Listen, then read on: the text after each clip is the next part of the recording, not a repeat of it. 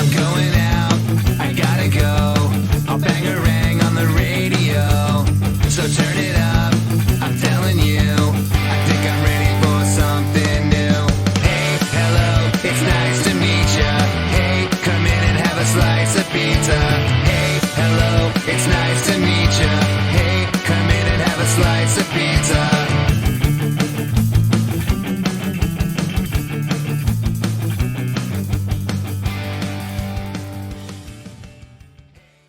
Hi, how are you guys? Doing well. Doing well here. Yeah, Having a good time. that's good. Yeah. So today I'm joined by the Figbeats. And first off, tell us where you're from and what each of your roles in the band are, like what instruments you play and everything. Sure, Well, we're from. Go Go Brad. ahead. You got this. Yeah. Well, I'm Felix. I'm the lead guitar player, and I'm from Chesterton, not too far from our home central in Michigan City. This is Brad. I play rhythm guitar and I sing on a lot of the songs. Valparaiso now. Cool. Can you hear me? Yeah. Oh, there you are, Jim. Okay. Hey, I'm Jim, and I play the bass and I sing some songs, stuff like that. Cool. He's Adam, also from Chesterton. oh yeah, Chesterton, Indiana. Adam, I can't hear. We have a drummer named Adam. Yeah. Adam had him. Yeah. Great guy. I think he set this up with you, but I don't see him. Or he. I see him, but he's muted. Ah. It doesn't look like he's muted, but Maybe Uh-oh. not. I don't know, Maybe maybe. He muted muttered himself. How about now? Can you guys hear me now? yeah, I Oh, can hear yeah, you. yeah. Oh, Should've yeah. been- Now, Usually, now we usually can I'm do on these Zoom- harmony. usually I'm on these Zooms for work and they connect to me. They auto connect, but it didn't this time. Hi, I'm Adam. I play drums. I'm from Maryville and I don't sing any songs. Cool. Not yet. Not yet. Yeah. Thank Awesome. goodness. So you guys started releasing music in 2013, right? But when did the band actually start? Like when did did it start before that? I think about a year before that, and that would have Okay. been. This is Brad talking. Jim and I and a couple other guys, and the band went through some lineup changes. So I think we've been with this lineup for about, I don't know, 5 years or so, maybe 6 years. If you guys know. Okay. That's all right. I have it on my Google 2016. Calendar. Felix and I joined in 2016. So There you Yeah. go. Cool. So Big beat. how did you guys meet and decide to start making music together? Brad, Jim, that's on you. Uh, yeah, Jim and I first met We- through it's- like a musician finder app or website or something. You remember what that was called, Jim? Was it Band Mix? Oh that's yeah. Yeah, I think it was Maybe. Bandmate. Yeah, we found each other, and like I said, we had a couple other different members early on, and then eventually those guys went their separate ways. And Adam and Felix, why don't you tell Noel how we found you? I saw Jim's phone number written on the wall in a bathroom. Really? And no, it's I got a lot of responses. I think I don't even remember it. It was probably like Craigslist or something, Craigslist? wasn't Yeah. it? Yeah. Oh wow. Yeah, we put out a Craigslist like gig, or musicians wanted, sort of, I don't know, describing, don't be a dick, stuff like that. Yeah. And they still hired me. Yeah, Oh, in that's my funny. experience, Yeah. it was I basically saw a ad. I think it was a musician's friend, and I looked in there, and I was kind of reluctant because there's a lot of influences in there. I'm like, I do like that, but when people put that out there, I don't think they're serious. So I'm like, so I ended up going there, and a little apprehensive. When you're always going into a new area, a new group, and I really thought we grooved really well, and I was hoping they'd say, hey, join the band, and And a couple days later, they called me and they said, "Hey, let's explore some more." And here we are 5 years later. Cool. That's awesome. Hmm. Yeah, that's interesting how you guys met through like Craigslist and like band mix. Like usually Yeah. like bands sometimes start out as like friends first, but that's cool that you kind of Right. found each other that way and then you kind of like became friends. I think, Yeah. I mean, I think we all played in bands like that over the years. I mean, we have the benefit of being, a little bit older in this regard. And I'm the baby in the band, and I'm still old enough to have 3 kids, but And a great but beard. but Mhm. I played in all those bands with my friends, high school, college, into Mhm. my 20s, and so on and so forth. And all those bands kind of, they'd run their course, and then there'd be a fight, and then they'd fizzle out. But with these guys, we have the benefit of having made friends with them, but also there's an element of professionalism to it as well. Despite Jim being in the band, it's still we still managed to be professionals about it. But I Yeah. think it's I think that part of it's hey, we're all here for a reason, and it's not just we're here because we have this common background of we were in biology class together or something like that. It's Mhm. we're all kind of chose each other and found our way to each other because of music, and not just because we had a homeroom together or something like that. Right. Like you all joined for a common purpose. Yeah, that Yes, makes exactly. sense. Yeah. Northwest Indiana, though, is a little bit sparse too. So it's hard to, there's not like a central area where we would all have met each other just Yeah. as musicians. So you kind of have to, it's like trying to find dates, Yeah. you Yeah. got to start looking into Wisconsin and Ohio to really, find compatibility. Yeah. So I heard you guys have a funny story of how you came up with your band name. Can you tell me about that? Oh boy. Sure. Uh, So it's a long story, but I'll try to make it short. Okay. I make some websites, and I worked for this magic company, and they were selling monkey costumes. So this was like sure, as you do. And so Yeah. like I think it was 2007 or something. I took the monkey costume out with some friends, and we made a Bigfoot sighting video in the Indiana Dunes State Park. And it was just a joke. I tried to make it as grainy as possible. I ran it through Yeah. like every terrible filter, and like it was like a joke. It was like and then about 3 or 4 years later, we get contacted from Finding Bigfoot, the TV show on Discovery, which, by the way, they have still not found Bigfoot, FYI. Yeah. But somehow they're still on the air, I think. So we got our story straight, and basically decided that we were going to roll with it. And they came down and did an episode. And so if you see Hoosier Bigfoot, that's me in a monkey suit.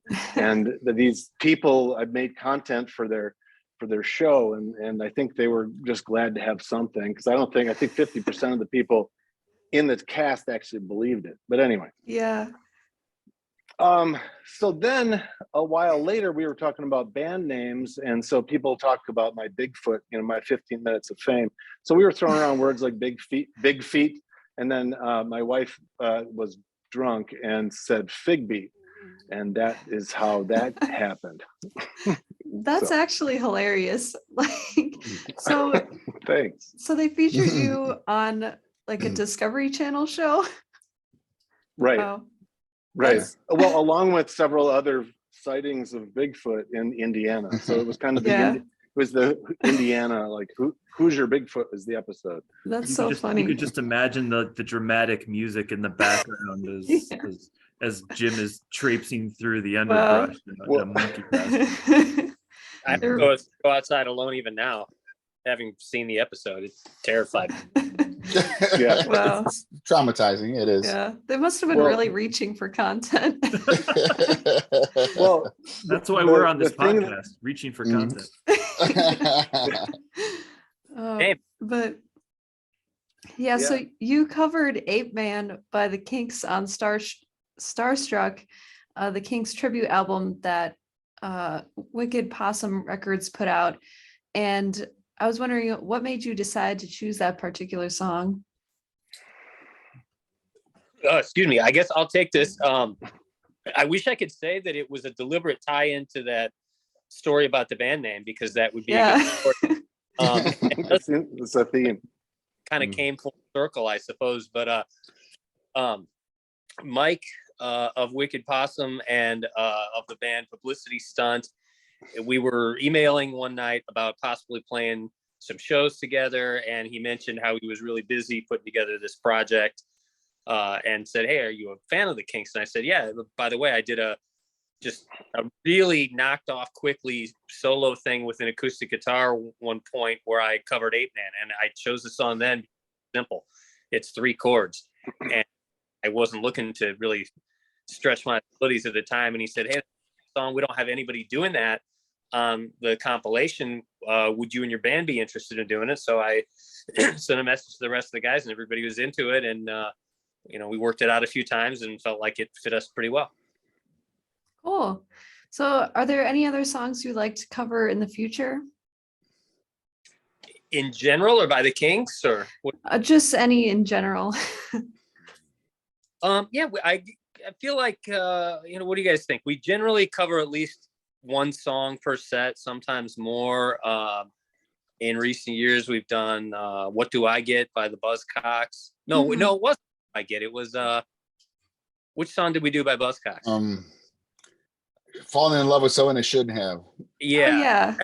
I love that song. Yeah, fall in love. Yeah. Never fall in love. Cool. We Never fall in love. Yeah, that's what we it did is. Cannonball by the Breeders for a while. We did Country Yeah. Road by John Denver. What else have we done?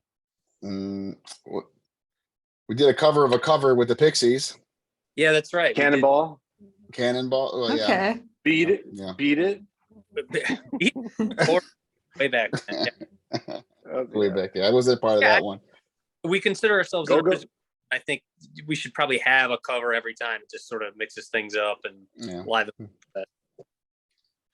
So I saw you guys perform at Reggie's in Chicago last month to promote the Kinks album, and you guys were great. And Thank you're welcome. And Mm. I also really like that venue. That was actually my first time at that venue, and I like how they had like the stickers everywhere on the walls. I thought that was cool. Yeah. And it was pretty small too, so you can see the bands close up. And I was wondering, do you like playing smaller venues or like bigger venues better? I think I would be happy to play large venues anytime. Yeah, but it's kind of funny. I like to talk a little bit about that because I'm going to go a little back for the early discussion, how we all discovered each other, how many different influences we have. But it seems like we all enjoy good punk rock bands. We know a lot of bands, and we discovered throughout the years. Yeah, I know that band too, that kind of thing. So, but it is a niche music. Punk rock bands now, even the more famous ones, are not playing big venues because it's a niche thing out there, and I can live with that because we get a better crowd that way, Mhm. and an intense crowd as you witness at Reggie's. They were Yeah. into it, and we loved it. I love the response we got from them, Mhm. and it's good to hear people knowing the same songs that they know, which is great. Because we try playing these songs at some like kind of mainstream venue, they look at you like, "What are you playing?" Kind of Yeah. thing. They want to Yeah. hear "Brown Eyed Girl" by Van Morrison. So, Yeah. which is hey, I like that music too. But when you're up on stage, I really like Right. the good punk stuff. Yeah.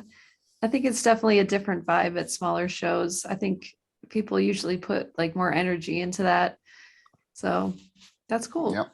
hmm So do you have a favorite venue that you've played so far, or is there one that you'd really like to play in the future?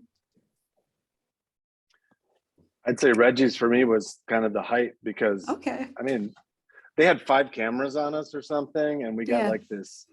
I mean, they do a piece for you and they record it, and they got a sound guy Yeah. that knows what he's doing, and that's a lot easier than just pointing your amps at each other in a basement and Yeah. trying to find out where the squeals are coming from.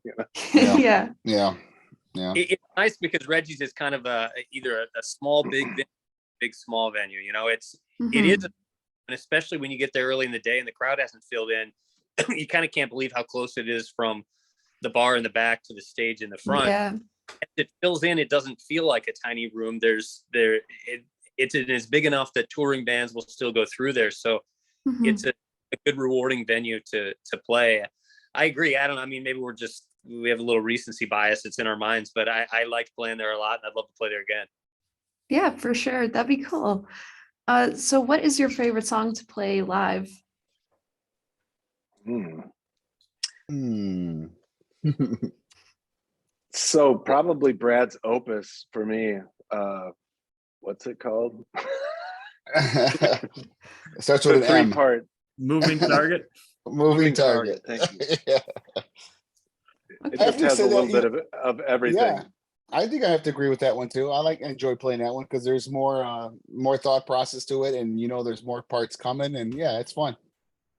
Cool. So that song we've been closing with the last few shows, I think, or at least putting that, and it's kind of a multi-part song suite, which doesn't sound very punk rock, I guess, but it's sort of I think of it in the vein of like the Who's A Quick One While He's Away, and it really did start as a variety of songs that weren't intentionally related, and trying to finish each one of them and kind of find a way to weave them together. And there's key changes and tempo changes, and going to kind of a reggae feel in one part and then back Mhm. rock feel. So that is definitely a fun one to play on stage, and usually seems to get a good reaction. So I'm fine with that. I don't know. All I my think, songs I have a hard time picking.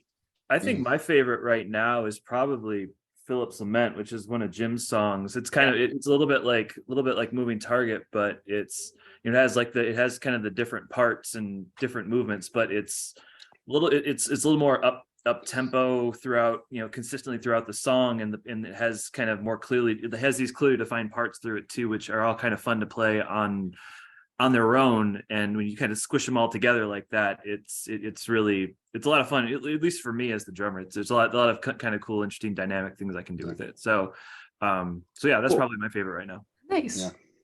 Yeah. Thanks, Adam. Hey, you're welcome, James. So I would say you guys have a lot of different influences. So how would you describe your sound? Who are you pointing Music. Yeah, music. on my screen, it's Brad. Yeah. I'm like, at? I guess Brad and I come at it from punk is an influence, but not kind of a limiting factor. So that's a huge part of what I do and what I'm a fan of, and kind of a philosophy of how to approach music. But I'm also a fan of rock and roll in general. And I think, Mhm. maybe if this was 1977, you're doing punk as a reaction to rock and roll. But I think in modern times, it's a variety of rock and roll and kind of a pure form of it. So there's Mhm. we have garage influences and power pop influences. In the end, I mean, it's just kind of a rock band that is in some large parts punk, but not beholden to maintaining that as a sound, I guess. Mhm. I Yeah. don't know. Felix. They might totally just. I was gonna say Felix does a song as well. One of my favorites to play as well, American Made. And so like being that like we have some of each of our songs, it's hard to say that it's all, it gets a little, we put it through the Figbeats ringer and it comes out the other end, and hopefully it sounds similar. Yeah. And that's kind of a good point, because our influences are all different. And it's like you grab like even a Beatles song, say, hey, we can punk that one out, or anything, and because in the end, it's us playing our version of Yeah. every song we do anyway, and it's Right. going to come out as good as we can play, and sometimes it just comes out really satisfying, that we play something and it's fun, and it's a lot of fun when that you're contributing to something that's original and something that is well received by a lot of people, which is very satisfying for me, at least. Cool. So are there any specific artists or bands that inspire or influence you when you're like writing songs? When I write, I for me, it's The Clash. It's one of the Yeah. ones that pop in my head a lot. I grew up listening to a lot of Black Flag, and so Oh there's yeah. a lot of power chords that I use there. And some of my solos, I can hear Greg Ginn from Black Flag coming up on Mhm. a lot, and I'm like, oh, that I stole that from him, which is fine. Hey, Yeah. if you're gonna steal from the best, you know. True, that's true. Yeah, Yeah, I love Black Flag. They're yeah. awesome. Mm. So what first got you guys into music or playing music? Like, did you have any family members that were musicians, or is it just something that you kind of did on your own? I do have some family involved in music, and that's probably part of it. I don't. Where are you out of, Noel? I'm in Carroll Stream. All right. So Okay. If you're from the Chicago area, my yeah. last Fish, there's a long-standing DJ in Chicago. He's now kind of moved into semi-retirement, Bobby Skafish. He got me into music at an early age, being my uncle. I also have his and my dad's first cousin, a guy named Jim Skafish, who had a self-named band called Skafish that was kind of avant-garde, somewhere in the new wave punk vein. I mean, in attitude, sounds a little bit more new wave around the late 70s, early 80s. And so I think there's been a little bit of that in my family. And it definitely got me interested. My dad wasn't a musician himself, but listened to a lot of records. And I've mentioned before, I mean, that's probably where my interest in things like the Kinks came from. I mean, he listened to the Kinks, the Beatles, the Beach Boys, Rolling Stones, things like that. I think I inherited a lot from him. I know when I was, if there's a band that like kind of changed things for me, when I was in high school, I became a fan of Green Day. And then those songs that I could easily and quickly sort of pick up a guitar and kind of emulate.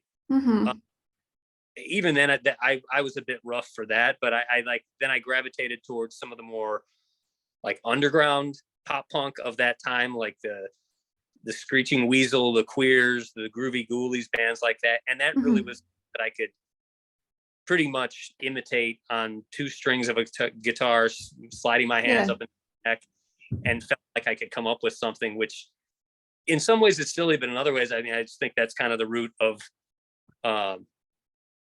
artistic output. You find something you can do and you find a way to get your voice out there. And then over time that evolves into something else, but it's a starting point. Yeah, for sure. I feel like Green Day is definitely a good starting point for like when you're just learning how to play guitar. That's kind of like some of the first songs I was trying to learn on guitar myself were Green Day songs. So for sure. Yeah.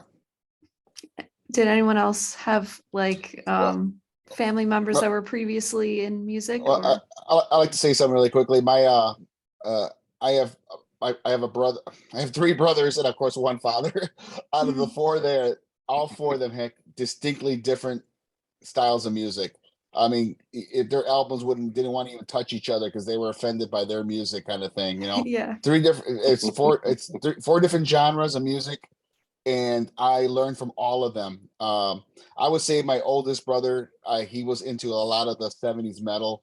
So you're right, he Black Sabbath kind of stuff like that. So I gravitated to a lot of that because it was frowned upon.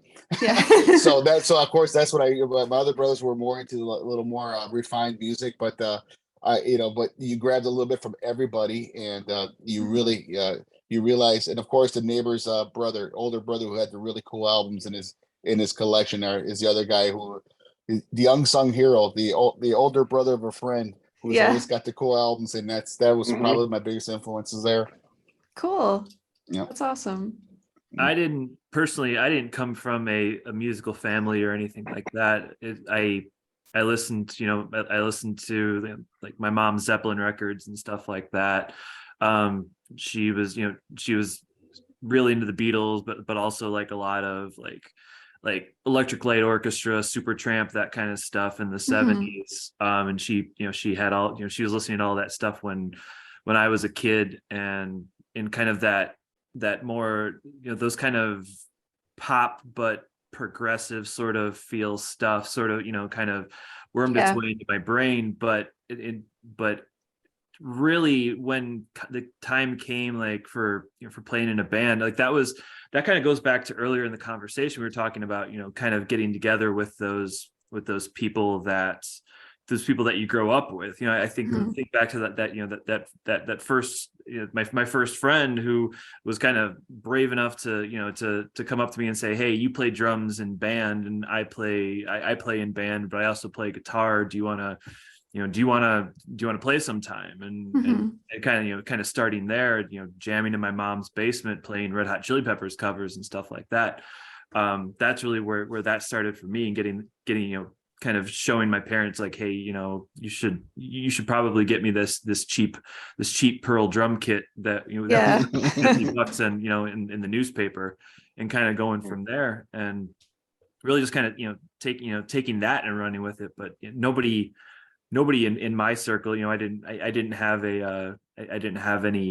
anybody who I was would look up to and say, oh man, that's that person has the cool records like Felix did. I am the older Yeah. I am the older sibling, so mine were the records that were always being stolen.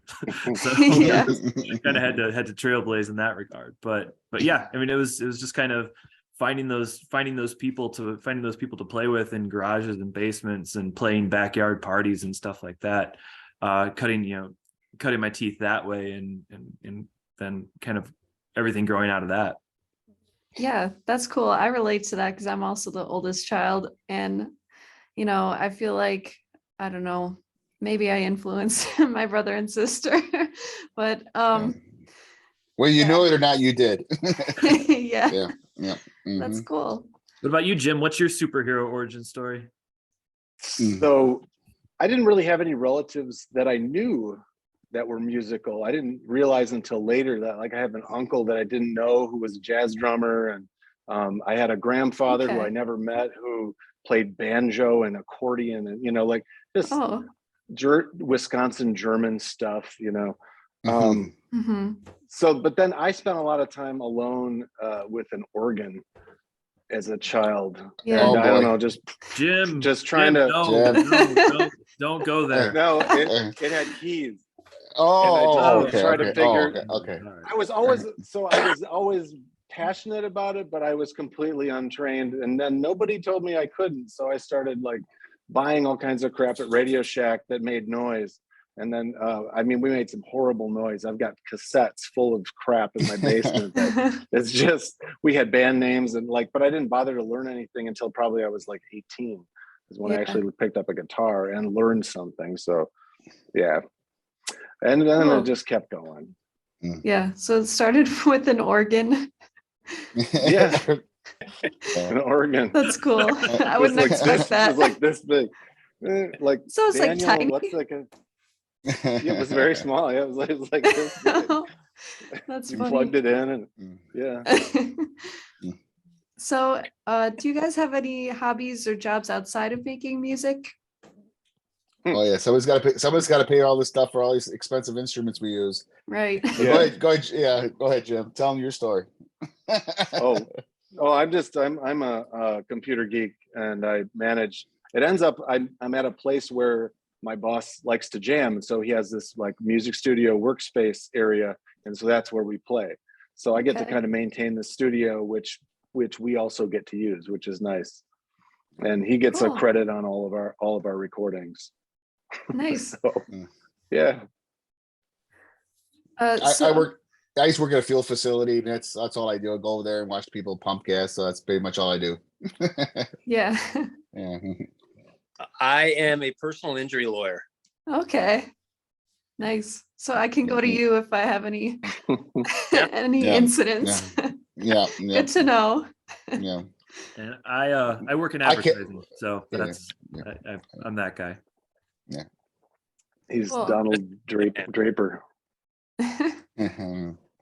So, were there any what was the process like of recording your most recent album, Circle the Drain? Were there any like challenges that you encountered with the creation of that? I'm gonna leave now. This thing called COVID that happened. If anybody Yeah. remembers that little thing. For sure. Yeah, we work a lot separately together. We showed up at separate times, and so we typically I mean, I was a big fan of when we recorded live, because some of the stuff we recorded live at the studio, we go, wow, that's good enough to record. But of course, there's always that one little glitch. So they goes, yeah, we should go back in the studio and get that done. But you almost forget how tedious it can be recording. Obviously you're having fun doing it. But it's like when somebody tells you, hey, do it again, do it again. Right. But it's a labor of love, and I think it worked out really well.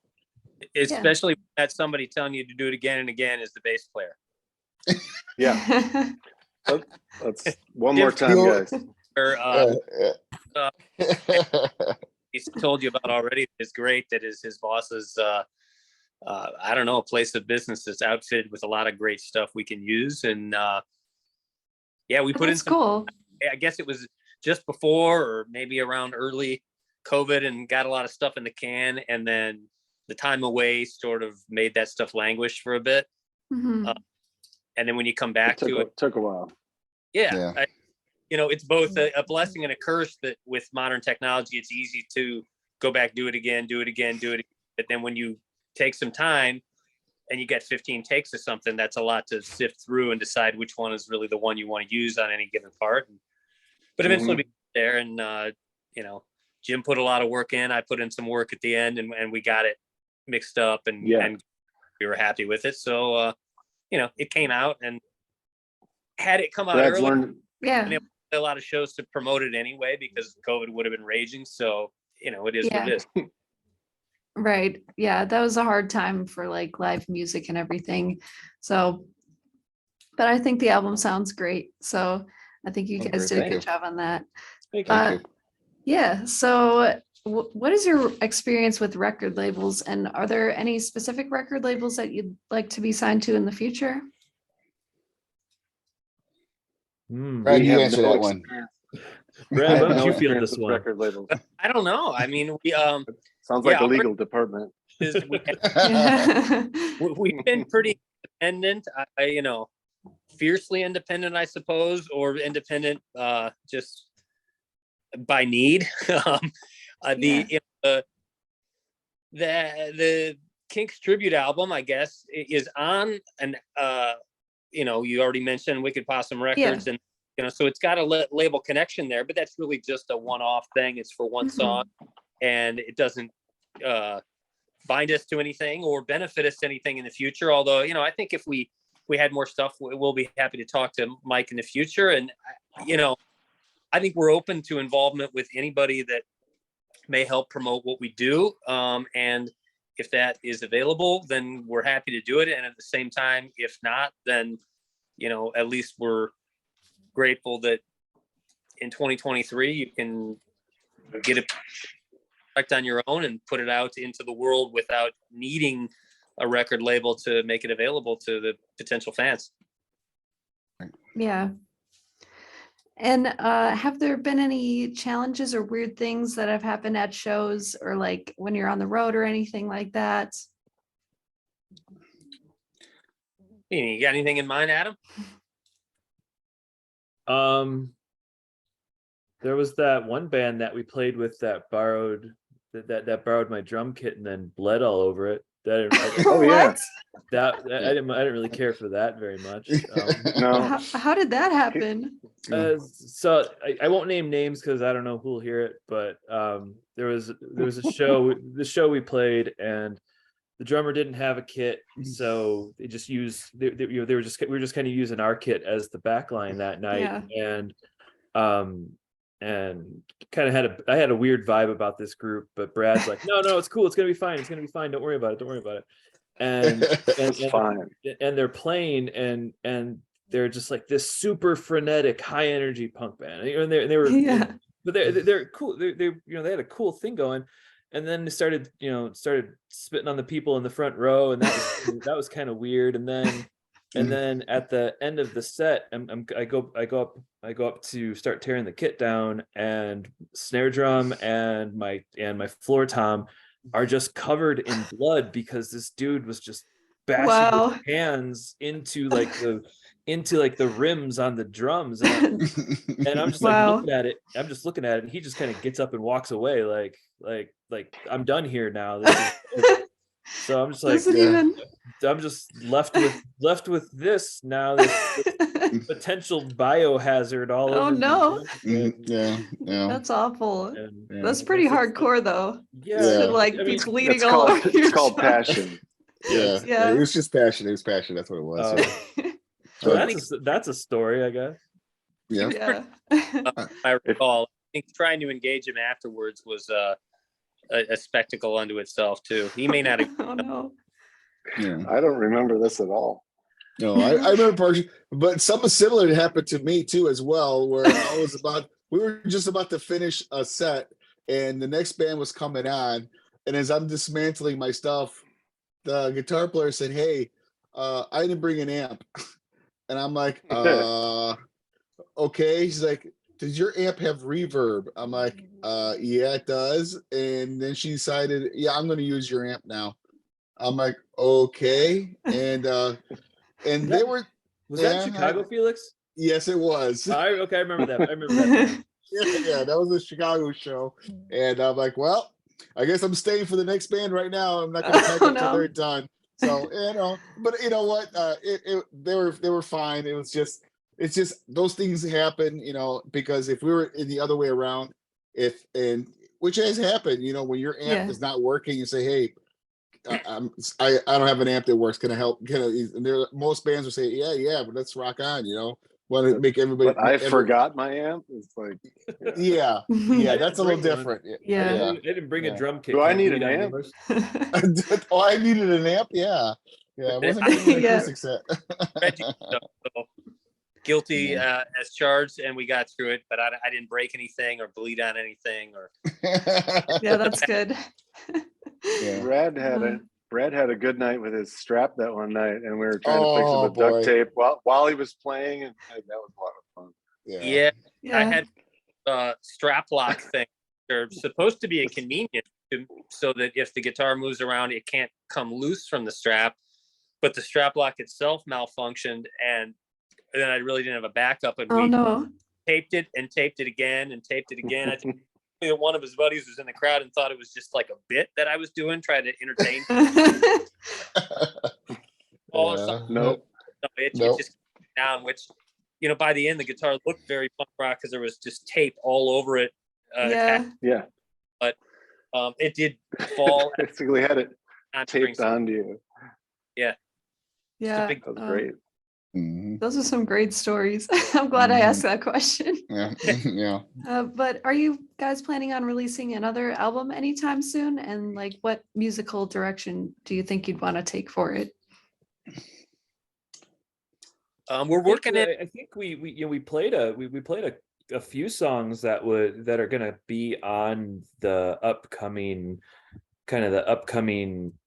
we're gonna do some shorter recordings, I think, pretty soon here, and a couple of the songs that we did a couple weeks ago at Reggie's before the new year. I think those are gonna be on, right? We did at least a couple, didn't we?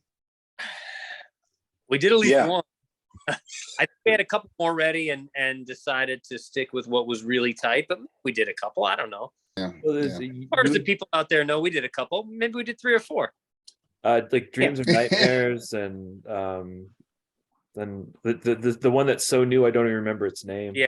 I guess to answer that question, we have some new stuff, and that's actually one of the next things I think we're going to get down to. Maybe we're thinking like 4 songs tight and do like an EP length release to get more new studio recorded stuff out there and back to just playing more shows without spending the time to do a full record at this point.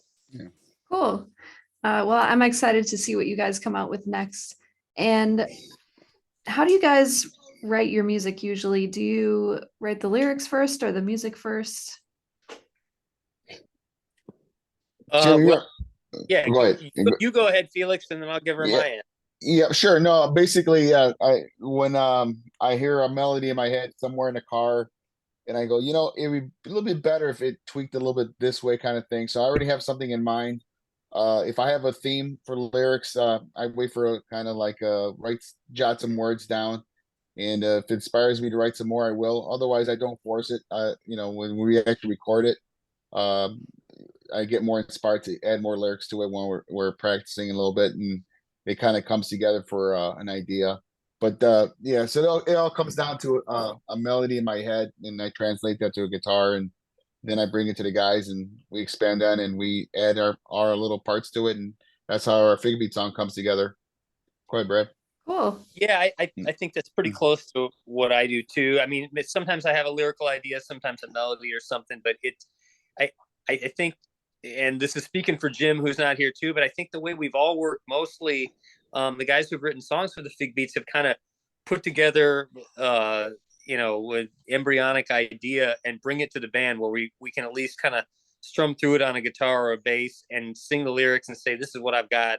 How do we flesh this out into something the full band can do? I know there are lots of bands that jam together and stuff, and that has never been our thing. We've talked about doing it, but it seems like when we try to do it, we have fun for a little while, but it doesn't really turn into anything that we turn into songs. So usually one of the members will come in with, a mostly formed idea, and then we put it through the ringer, and by the end, it usually sounds pretty different anyway, but it gives us a jumping off point. Cool. That's interesting to hear because every band has different ways of writing their music. Sure. So, which of your songs do you think is the most underrated or deserves more appreciation, in your opinion? Everything that I write. No. Go ahead, Brad. Boy, that is hard. Like I said before, I mean, for one, I'm very grateful to be in a band where multiple guys write songs. So Mhm. I need an outlet to be able to write my own songs. That's the thing that's probably the most fulfilling for me, is to have an idea and bring it to life. But I think it adds elements to have other voices, and I not literal and figurative voices, to bring to the table and kind of make what the band is. So of my own stuff, it's hard to say. I have a hard time comparing. I'm happy with what relates to people and what gets a reaction. And if something else doesn't, that's okay. It may be more of a sense of it didn't come across the way I wanted it to, or it just it doesn't connect with this particular crowd, and that's okay. But something else did, and so I tend to focus on that rather than whatever didn't seem like it came across as well as I wanted it to.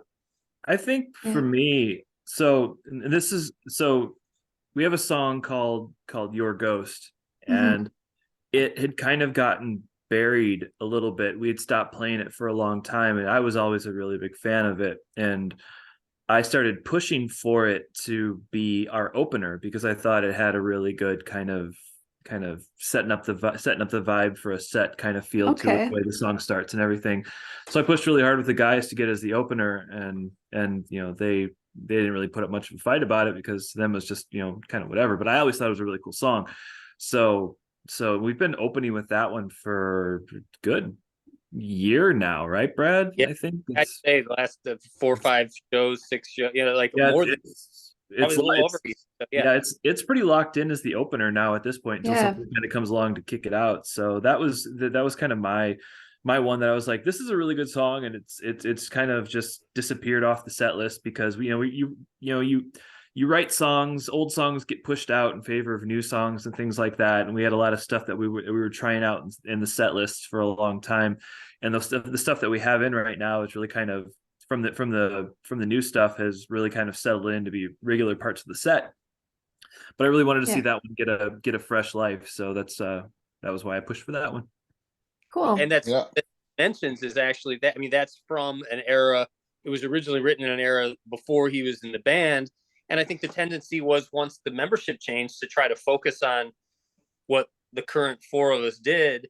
But I liked that Adam kind of pushed to bring that one back in and then put his own spin on some things to where drums as he plays them now are not exactly like what the guy that was with us when we recorded that. So the songs, it feels kind of like it has new life to us too. It doesn't identical to what it sounded like 6 years ago, and that's okay, and it's better for it. Yeah, I think that's really cool that you kind of like put a new spin on an older song. And I would also say that one of the things that makes your band unique from other bands is that you kind of have like multiple writers on different songs, and that's kind of cool how you like all collaborate in that way. And I think we've all put in a lot of enthusiasm to those songs too, as well. It's not like, oh, we're doing his song kind of thing. Oh, we're doing Yeah. that guy's song. It's not like that. For example, now that Adam brought up Your Ghost, one thing I do love about that song is that it really allows me to really freestyle my guitar playing, because Hmm. there's a segment of the guitar where I can just do whatever I want, in the context of with the original song. So there are parts of that song of my solo that I imitate the original solo from the original song, and I incorporate in there, and just to say, hey, it's a nod or thank you to the original guitar player that I copy that, but then I do my thing, and I really enjoy doing that. Yeah, for sure. Yeah, and for me, for me, I'm not a songwriter or anything like that, but kind of what I do feel like I bring to the band in that regard is kind of a like a pseudo producer ear to it. A lot of like I'll bring Yeah, like I think I bring like nuances and like, hey, instead of doing this, let's do this kind of things to the mix, because I don't, I've never written a song in my life. I don't come with, any kind of fully formed song or riffs or anything like that. But what I do think I have is a pretty good ear for, hey, let's play this, let's play this, two more times than we're playing it, or maybe, Brad, you drop out in this part, and so it's just Jim and I and Felix and things like that are things that Yeah. I feel like I can kind of bring to the yeah. mix for the band. And now, if we don't do that, I miss it. I'm like, Yeah. yeah, I know now. I know the song the way Adams kind of arranged it. That part of it, I'm like, well, now I have to do it there because that's the way I hear it in my head now. So that's Yeah. and it's not just because we do it that way; it's because it works, and it is an Yeah. improvement in a song. Yep. Cool. And do you guys have any upcoming shows planned in the near future? Like any tours upcoming? We are in radio silence mode right now. We wrapped up 22 with Reggie's and don't have Hmm. anything planned other than, I think, getting the next, as we kind of talked about before the break, we'll say. Yeah. uh, I think we're gonna buckle down and get a few things recorded before we start figuring out what comes next for us from a live perspective. I know we've got some things we've got some irons in the fire for some stuff in Chicago coming up in the spring, I think, but Cool. nothing long, no long stretches or anything like that planned at this point. Okay. And where can our listeners find your music? Uh, Figbeats.com still works, right, Brad? It still works, and I think it may redirect you immediately to the Bandcamp site, and you can also find just about everything we recorded on Spotify. I don't know. I think we're on the other. That tends to be my go-to streaming service.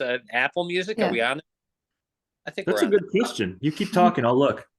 Yeah. Yeah, Let's Okay. and if we yeah, discover not, we'll revise that yeah. quickly. But Uh, Hey, we we're are on definitely Apple Music. That's kind of cool. yeah, why wouldn't we be? Cool. Yeah, artists. yeah, we're Nice. famous now. Yeah. Yeah. So but one of the things we have discussed, and of course, you'll be one of the first to know that if we do something, we're planning kind of like a mini tour next year, and if that Cool. works out, we'll definitely let you know, that you can tell the world that Yeah. to come follow us, Yep. because Yeah, for that's an sure. exciting. It's gonna be an exciting thing for us because we haven't done that in a while. So, and as is this band, we probably haven't done that. So it'll be a very exciting time. So hopefully it works. It all works out. We'll let you know. Yeah, definitely. That'd be cool. Yeah. So anything else you'd like to plug or mention before we go, like social media or anything? Um, Instagram, um, Facebook for the boomers out there that still use that. Um, Mm. we have a MySpace. we, What about MySpace account? Yeah. we have a neglected Twitter account out there too that doesn't Okay. post anything. I think more than anything, we probably post most frequently on Instagram. So check, I think we're Cool. at That's what Figbeat. I prefer using anyway. Yeah, that's where we found you. So Yeah. at Figbeats on Instagram. Find us on Facebook if you're so inclined to do that. But yeah, SoundCloud, Bandcamp, maybe even Reverb Nation if anybody's using that. I don't know. I think we're on all that stuff. Okay, cool. Well, thank you so much, guys, for taking the time to do this Thank you. interview. I really appreciate it. And thank you also for coming back after the Zoom meeting crashed. It was a refreshments break. We topped off our beverages. Yeah, and- you had Yeah. a little break. That's Yeah, good. yeah. Where do we For pick up our makeup. pizza? We were told there would be pizza. Oh, Yeah. yeah. Brad, I told you happened I to got that? your pizza. It I'll was mail delicious. some pizza to you. Okay. Oh, very all right. That's the only ways that I made it here. Right? No. Yeah, thanks, guys. I really appreciate. Yeah, I hope thank you. Thank you very much. Bye bye. Bye. Have a Thanks, good Will. one, Bye. guys. You too. Hey, hello, it's nice to meet ya. Hey, come in and have a slice of